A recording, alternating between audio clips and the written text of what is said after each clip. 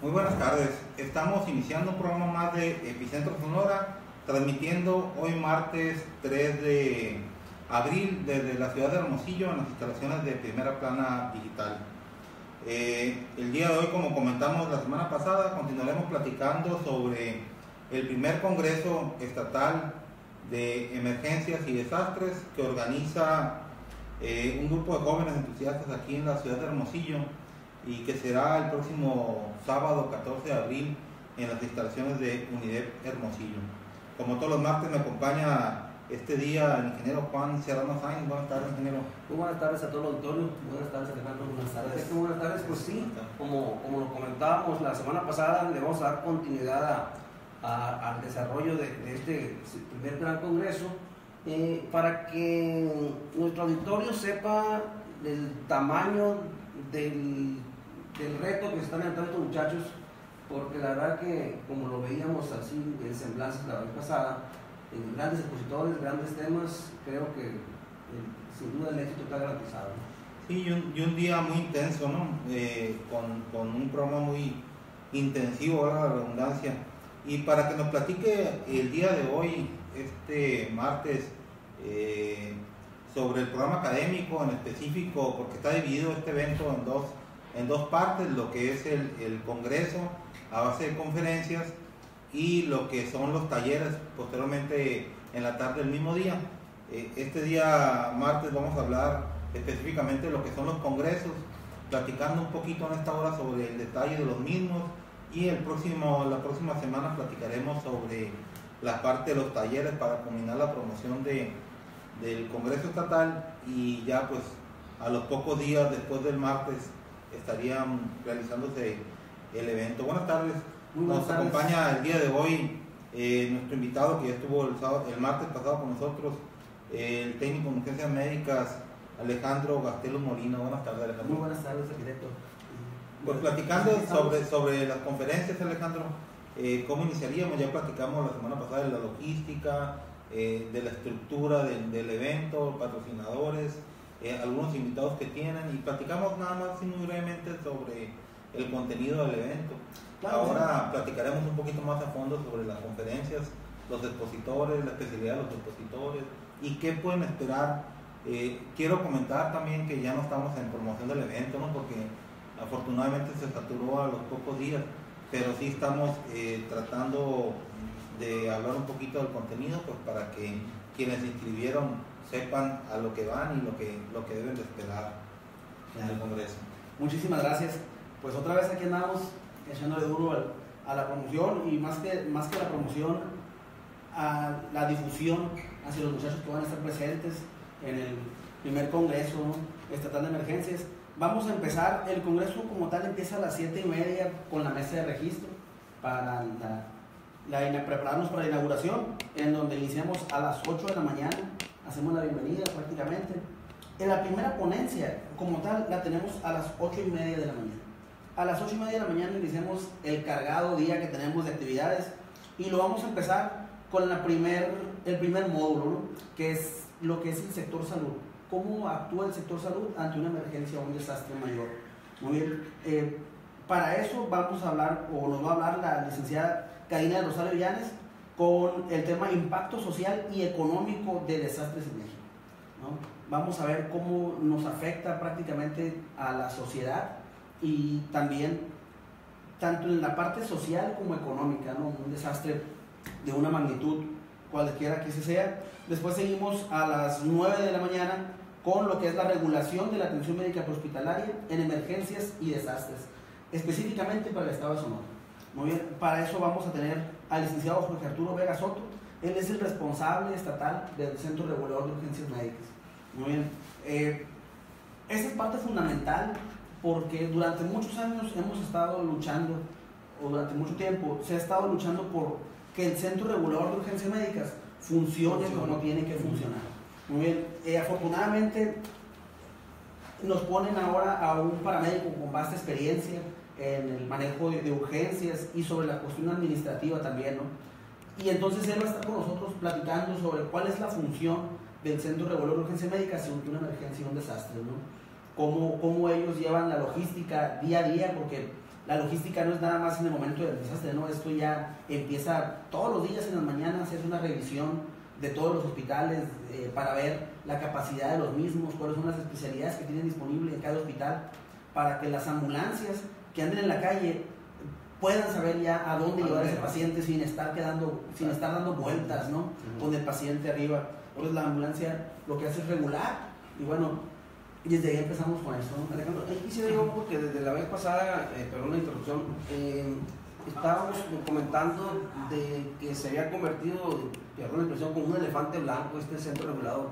Pero platícale un poco más al auditorio, cómo se agrupa, cómo se forma, quién integra el centro regulador y cuál es el objetivo, aunque ya lo estás mencionando brevemente, pero para irnos un poco más directo, para que el auditorio sepa de manera un poco más exacta cuál es el objetivo y cómo se forma, cómo se integra, quiénes integran el Centro Regulador de Urgencias Médicas. Excelente. Miren, el Centro Regulador de Urgencias Médicas, para iniciar, vamos a ver dónde está ubicado. Ajá. Ellos están ubicados donde está el C4, prácticamente, que es donde tienen toda la información referente a lo que sucede, ¿no? En la ciudad y en el estado.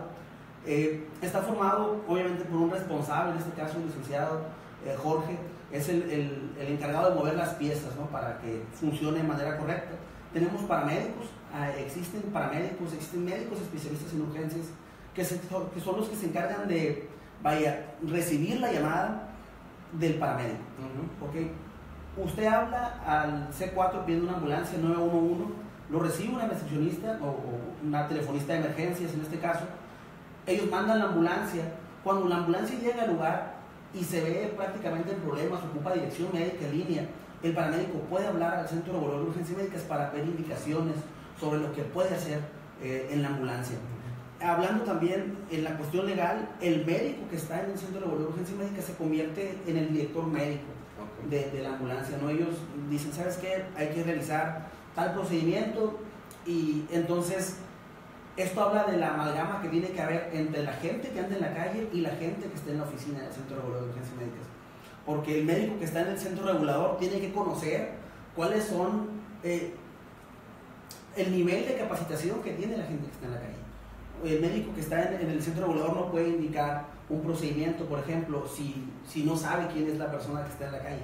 Y esto es uno de los problemas que existían o que tal vez existen en varios estados, ¿no? Que es la falta de comunicación que existe entre el personal prehospitalario que realmente anda en la calle y la gente que está en la cuestión administrativa del Centro Regulador de Urgencias Médicas.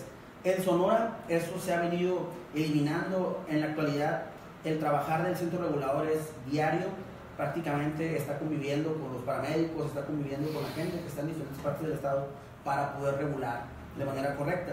De igual manera se encarga también de realizar los chequeos de los radios en cada hospital, ya sea Seguro Social, 14, Hospital General. Se tienen radios a los cuales el Centro Regulador, por ejemplo, habla para cerciorarse de que los médicos vayan a recibir al paciente de manera correcta.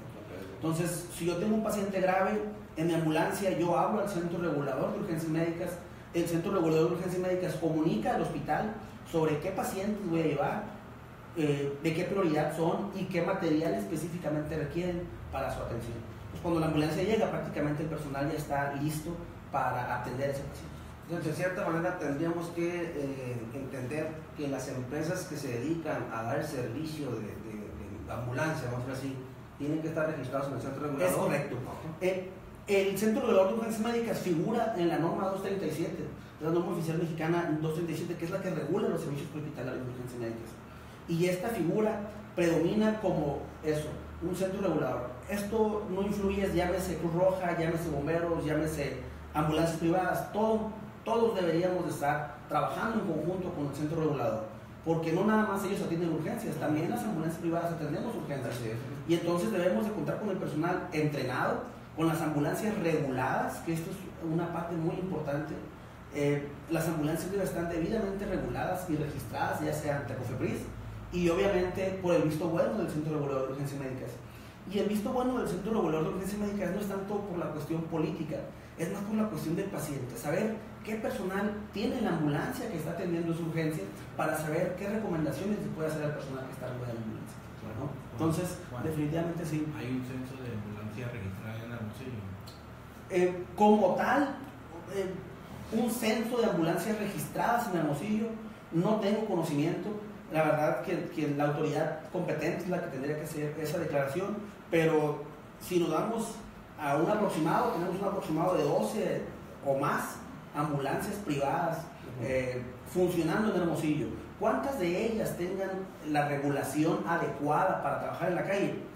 Desconozco, pero dudo que sean estas 12 las 100%.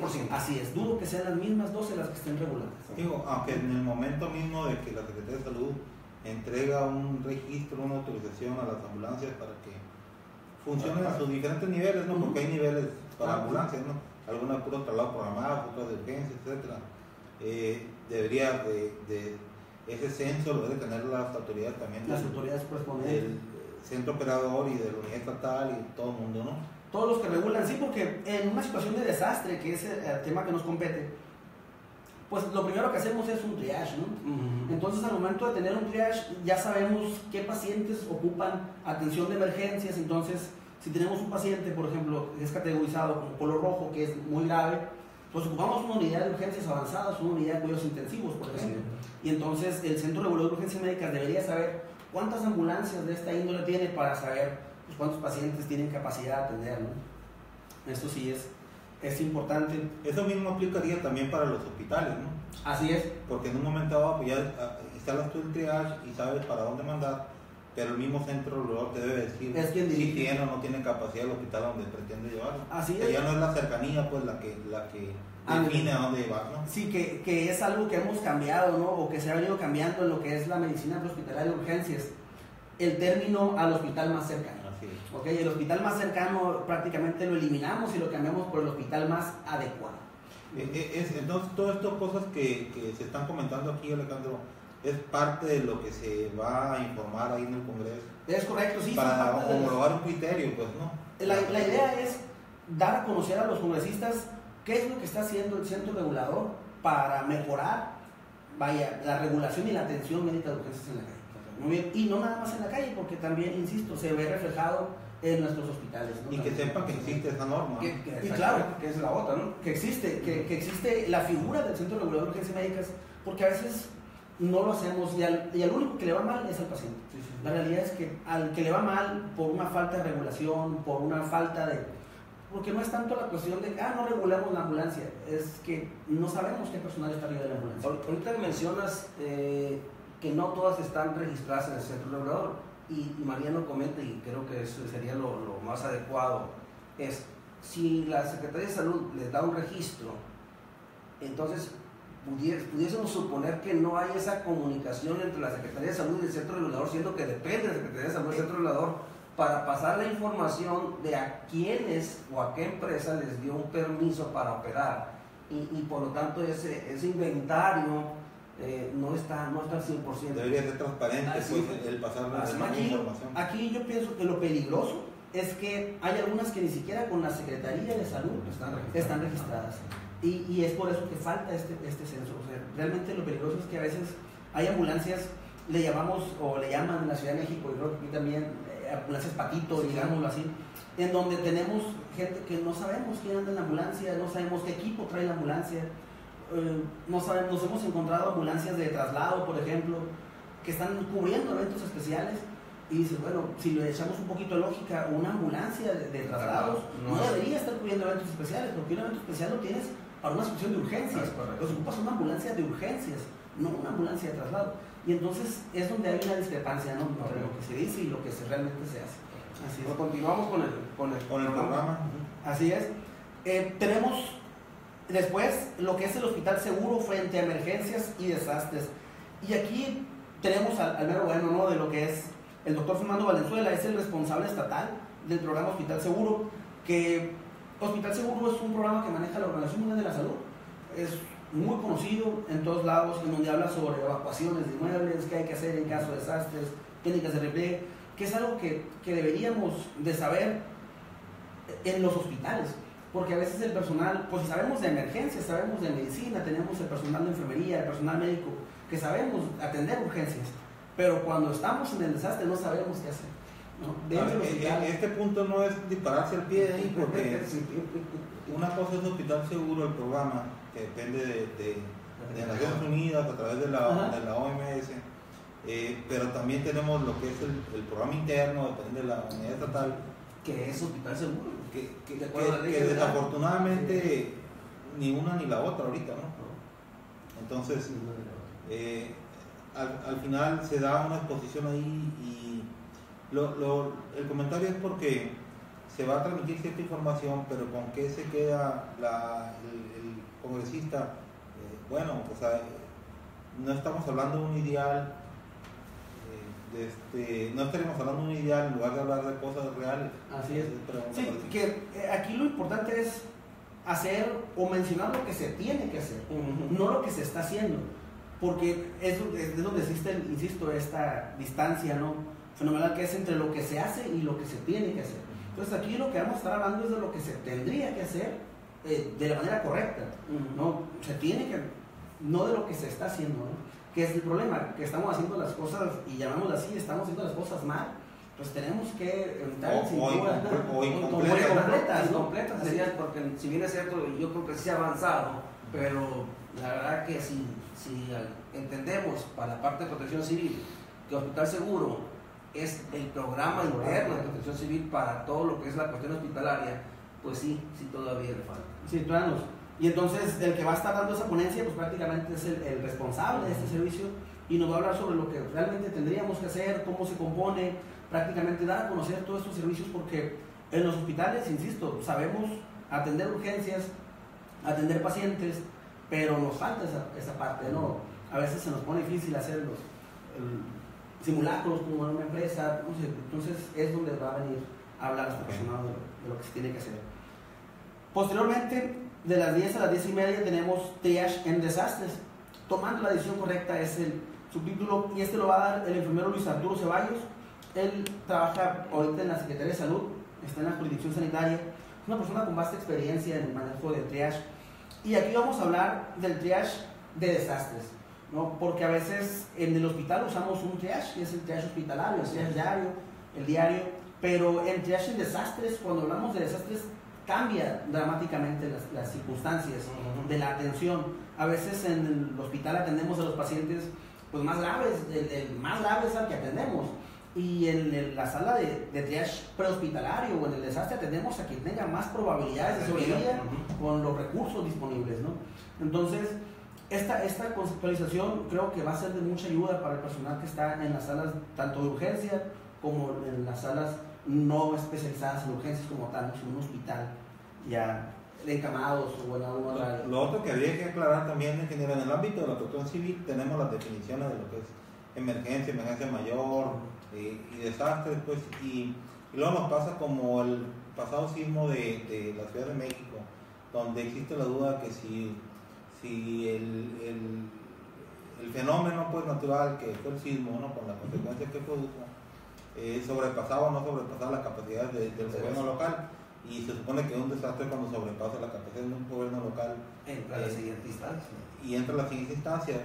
En este caso, yo creo que sí deberíamos de enfocar ahí que no nada más es para el caso de un desastre, sino de una emergencia mayor, como puede ser, como ha sido mucho aquí, emergencias mayores producidas por fenómenos químico-tecnológicos, incendios, explosiones, donde se requiere la preparación del triage, no, sin esperar a que estemos en una inundación, en un sismo, ¿no?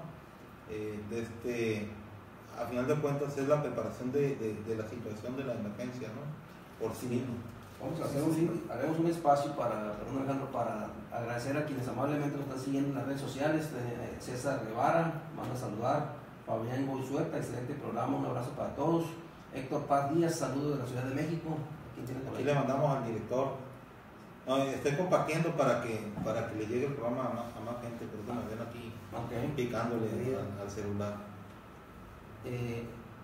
Vamos a hacerle un reconocimiento al director, porque amablemente nos sigue todos los martes. Es parte de nuestros fans. Aparte porque hizo la tarea.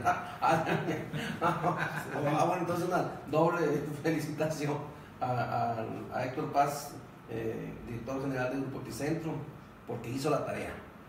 Felicidades. Continuamos, Alejandro. Gracias. Posteriormente, esto fue el primer módulo, que es la intervención del sector salud como tal, en emergencias mayores y desastres.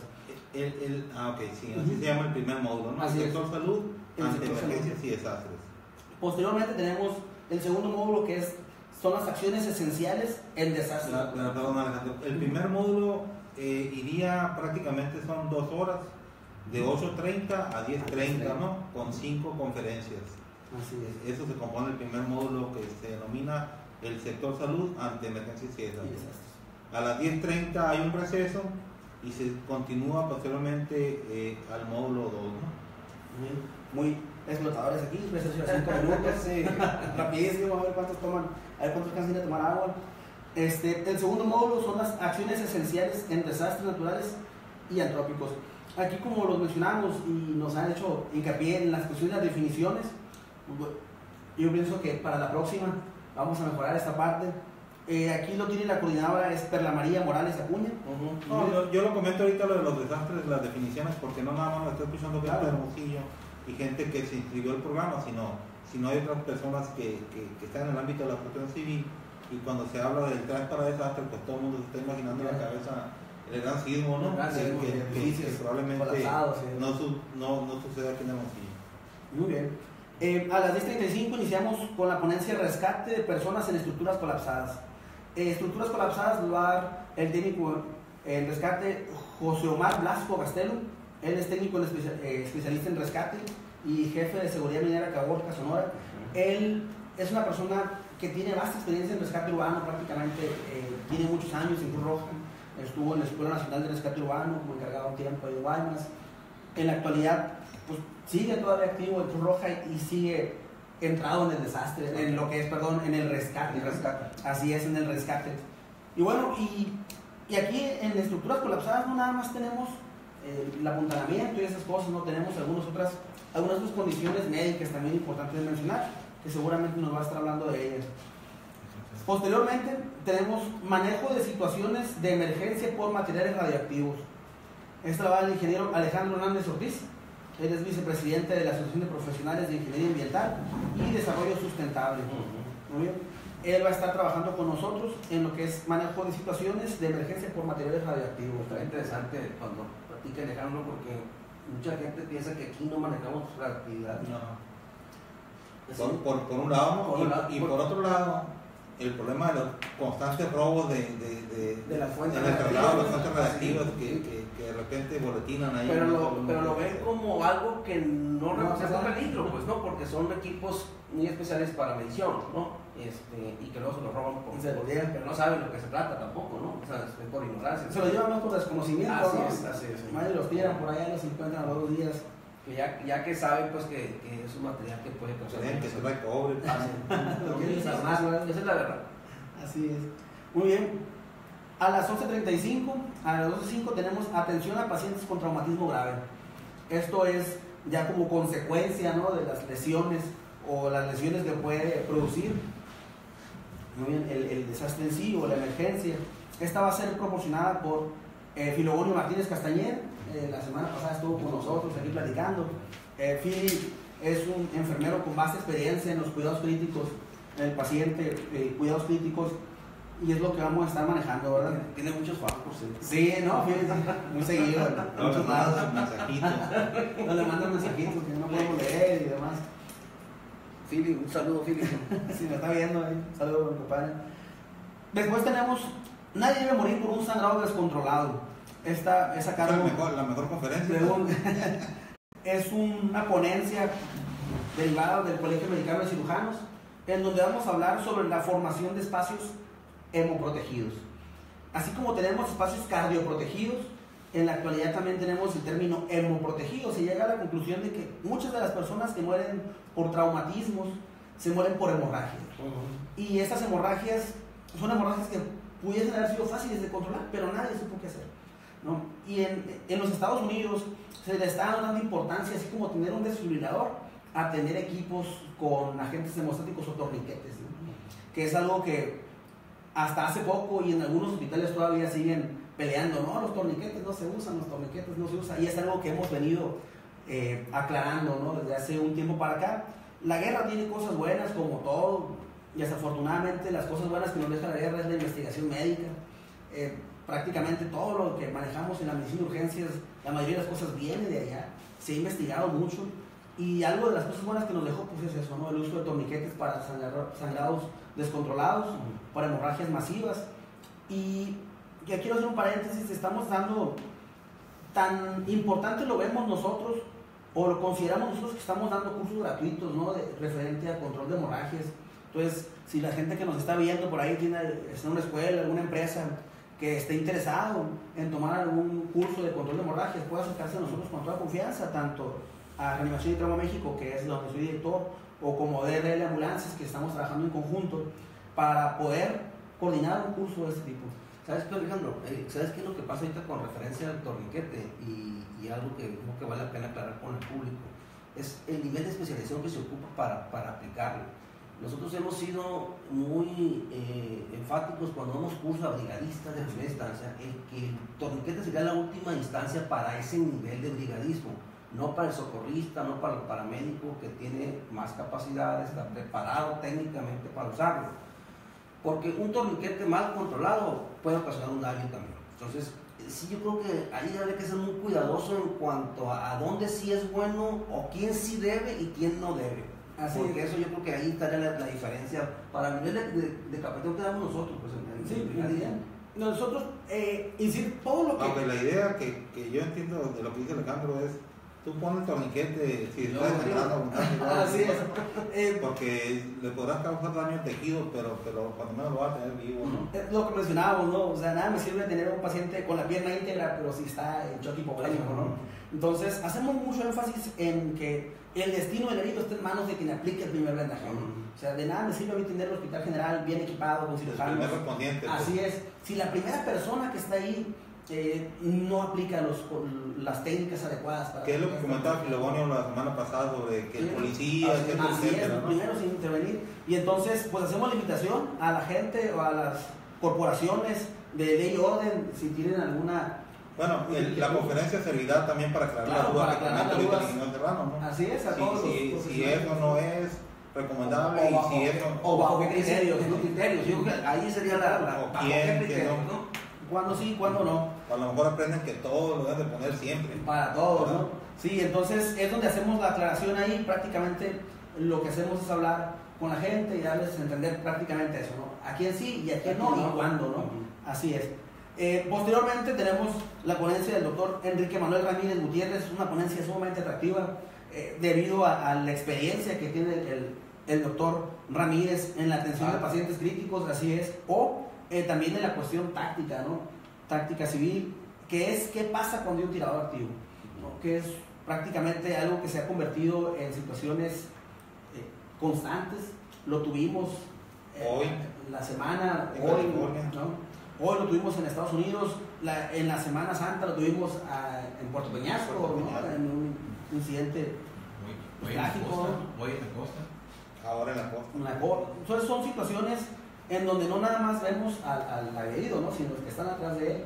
Entonces, ¿qué hacer en esos casos? ¿A dónde me voy? ¿Qué es lo que hago? ¿Corro? ¿Peleo con él? ¿Qué es lo que puedo hacer en esos casos, ¿no? Muy interesante. Entonces, eso es lo que nos va a dar el doctor Enrique Ramírez. ¿Qué es lo que vamos a hacer? Posteriormente, a la 1 de la tarde, de la 1 a 11:30, aunque ustedes no lo quieran, aunque usted lo crea, tenemos participación artística. Nos va viendo también para la cuestión de la artisteada y para la gente que va a estar encargada. Posteriormente tenemos lo que es la experiencia en México de la gestión de los desastres, muy bien, o de la salud en desastres. Esta va a ser coordinada por el enfermero especialista Félix Ernesto González Morales. Y lo primero que tenemos es los desfibriladores de acceso público y cuál es nuestra experiencia, ¿no? ¿Cuál es la experiencia en México? Esta va a ser impartida por el doctor Manuel de Jesús Zelaya, que como ya lo hemos mencionado, es una persona con vasta experiencia, creador de varias iniciativas de ley que ya han sido autorizadas algunas o aprobadas. Él es presidente de la Asociación Tu Corazón Nos Une y es cardiólogo del Hospital Cima. Muy bueno, y le mandamos un saludo al doctor Zelaya. Claro. Nada más que aquí ya estamos en el tercer módulo, ¿no? Así es. Ahorita estamos hablando que de 10:30 o de 10:35, después del amplio receso de 5 minutos, hasta la 1:30 de la tarde se estaría llevando a cabo las conferencias del segundo módulo. Así es. Y luego hay otro receso de 5 minutos 5 minutos. 5 minutos. Para entrar al módulo 3, ¿no? O sea, nada más te acomodas en el asiento y a Bueno, seguirle, ¿no? vamos ahí vamos a descansar y a escuchar a lo que va a tocar, ¿no? Ok. La persona que va. Entonces ya el módulo 3 empieza con el doctor Zelaya, ¿no? Con Así lo que es. acabas de comentar ahorita. Que es la experiencia, ¿no?, que tenemos nosotros acá. Posteriormente tenemos de las 2 a las 2:30 tendencias en la implementación de hospitales móviles. Esta la va a dar Daniel Robles. Daniel Robles estuvo ahora que se hizo los temblores en el sur del país, pues ellos fueron Son de los que fueron apoyo, de la así Secretaría es, de Salud. de la Secretaría de Salud. Muy bien.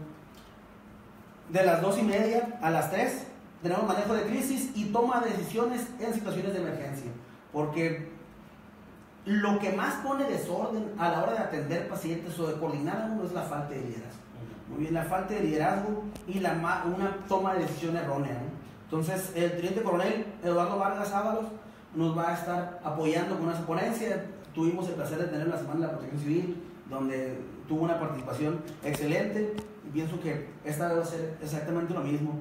Él es anterior jefe de Protección Civil en el Estado Mayor, socio numerario del Colegio Mexicano de Profesionales de Gestión de Riesgos y Protección Civil. De las 3 a las 3:30 tenemos lo que es el impacto de las redes sociales en la gestión de recursos en desastres, que también es una parte fundamental y es algo que nos dimos cuenta en la Ciudad de México, como ya lo comentaba Karina la vez pasada. Era algo, ¿no?, de que todo el mundo compartía y compartía. Siguen a través de las redes sociales Silvia López Tinoco desde Córdoba, Veracruz. Blanquita Gagiola, muy buen programa, saludos. Y que nos siguen Manuel Zelaya, por cierto, el doctor nos está siguiendo también. Octavio Ayala, Marcos Salvador Náez, también un fans aquí del arquitecto Catase. Miriam Sandoval, Marta Vidrio, Rosa María Gagiola, saludos. Yayo Ea, a veces sí no lo conozco. Yayo, no, te decimos Yayo porque aquí está tu nombre así, tal cual. Rubén Moreno, Homero Víctor, Daniel Robles, muchas gracias a todos por estar aquí con nosotros siguiendo el desarrollo, bueno, más bien la plática sobre el desarrollo del Congreso, que aquí Alejandro nos está compartiendo, y como vemos, pues está bastante cargadito, pero por demás interesante. Hemos estado hablando hasta ahorita los 3 módulos que componen la parte de las ponencias, quiénes son los expositores, la trayectoria de los expositores, y más o menos sábado 14 de abril, a partir de las 7:30, que es el registro, a las 8:30 empiezan puntuales, a las 8 la inauguración, a 8:30 empiezan puntuales las conferencias. El próximo sábado 14 de abril, en las instalaciones de UNIDEP, la información y los registros se está dando con mucho detalle, incluyendo el mapita ahí de la ubicación de las instalaciones de UNIDEP Hermosillo. El próximo sábado de las 7:30 de la mañana hasta las 6 de la tarde, que van a estar trabajando y que terminan los talleres. Váyanse bien desayunados. Bien desayunados, pero con todo el ánimo de aprender, ¿no? Como hablábamos la semana pasada del vaso vacío, para que de los temas que dominas. ¿Cómo verás entonces tú, de acuerdo a la estructura que ya armaron, a los invitados, a los ponentes, al contenido que se va a dar ahí, aunque son ponencias de media hora, pero precisamente sirven para, como dice Alejandro, decir lo que existe, qué es lo que se espera, cómo debemos de coordinarnos, cuál debe ser la armonización entre una parte hospitalaria con la prehospitalaria y de ahí con el centro de control de urgencias. Una persona que dedicada a la emergencia como tú, ¿cómo puedes ver el evento, pues, en general? Mira, en primera, no tengo punto de comparación debido a que es el primero como tal. Tuvimos un congreso internacional de medicina de urgencias, por ejemplo, en Puerto Peñasco. Hemos estado en algunos otros en donde llegamos y a la ponencia y vámonos, ¿no? Lo apapachamos más debido a que es un proyecto que nació prácticamente de nosotros, ¿no? La iniciativa para hacerlo, pero la temática es sumamente interesante. El perfil del egresado definitivamente pinta muy bien. Me imagino que la actualización que la gente se va a llevar, los temas, los conocimientos, insisto, no lo que se hace, sino lo que se debería hacer, va a ser excelente. Pienso que es punta de lanza, insisto, Ponencias al talento humano asistente en relación a temas selectos que permitan enriquecer la visión en cuanto a la prestación de servicio con énfasis en la actualización y actitud integradora como garantía de excelencia. ¿Cómo se lo vendes esto al público? Lo veo como la actualización, lo nuevo, es lo que se tiene que hacer. Insisto, seguimos con la parte de que estamos transmitiendo o queremos transmitir lo que se tiene que hacer y cambiar, tomarlo como punto de partida para el cambio. Muy bien, cambiar eso que hemos venido haciendo mal y mejorarlo. Muy bien, a veces cambiarlo radicalmente, ¿no? A veces estamos impuestos a hacer las cosas de una manera y pensamos que eso es lo correcto. Aquí tengo más por ahí, Miriam Sandoval, Karina Llanes también, pues. Está supervisando. Alejandro, a ver qué dice, ¿no? Supervisando.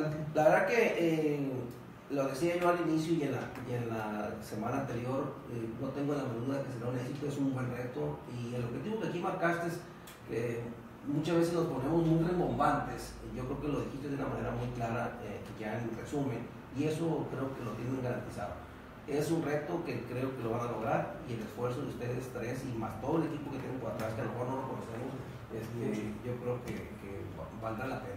Sin embargo, hay un esfuerzo muy importante, porque incluso tienen ponentes foráneos que hacen para estar remarcando los aspectos importantes de este congreso. Yo quisiera comentar nada más, sino también que pusieron un cerco muy alto, ¿no? Sí, muy alto, y que al llamarle primer congreso quiere decir que no va a ser el único y que se va a estar teniendo que repetir cada año. Y definitivamente. Y el poner el cerco alto pues va a implicar mayores retos, mayores retos que lograr. Sí, como lo mencionaba Philly, y la parte que me gustó fue, decía, tocamos la campana, porque hay gente muy buena en el estado, tenemos gente muy buena en la cuestión académica, que creo que se puede sumar.